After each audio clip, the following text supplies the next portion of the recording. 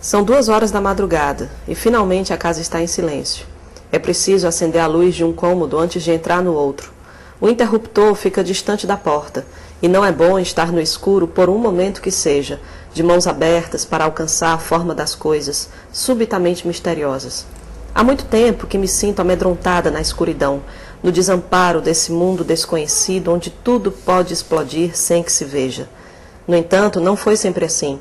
Antes do nascimento de Clara, eu permanecia longas horas no quarto com a luz apagada, sem temor. E sempre escrevo mais do que publico. Tem muita coisa que...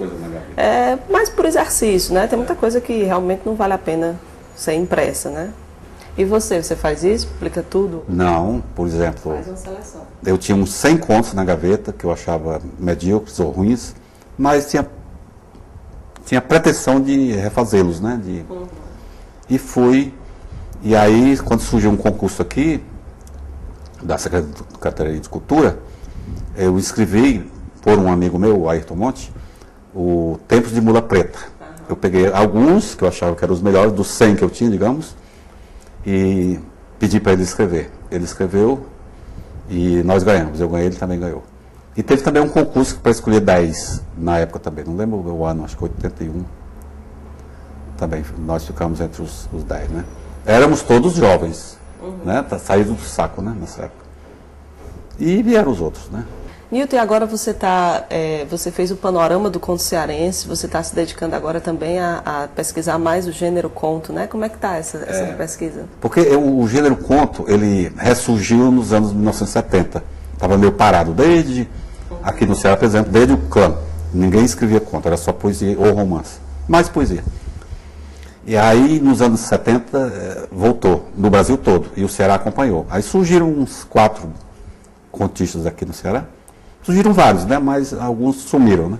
Não continuaram, ou não publicaram, não continuaram.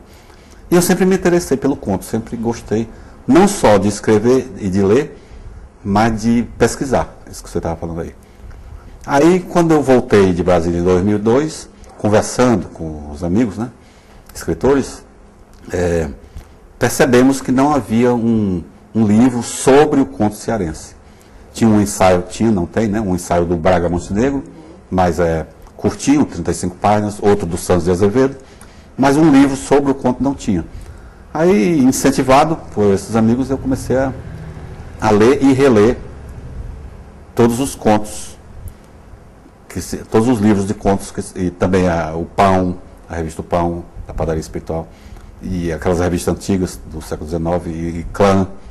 Comecei a ler e os novos também, né, essas revistas novas que tem aí, e fazer um estudo. Aí fiz um estudo, assim, digamos assim, cronológico, né? Como surgiu o primeiro, quando surgiu o primeiro conto, o primeiro livro de conto, até a época que eu publiquei. Agora eu estou ampliando o projeto, eu apresentei para um concurso que ganhou, é um projeto, e eu estou já em fase final de elaboração. Não é mais um estudo puramente histórico, mas analítico. Não digo crítico porque eu não sou crítico literário. Da janela de casa avistou um menino à beira do lago o silêncio da noite. Um lobo se abeirou das águas, olhou para o céu e venerou a lua. Sedento, abaixou a cabeça e bebeu o claro círculo. Súbito o mundo escurejou. Atônito, o animal se contorceu, gemeu, se pôs a expedir clarões e se arrojou às águas. Banhou-se pelo resto da noite, até que o sol surgiu enorme, límpido, feito um disco d'ouro. Tércia,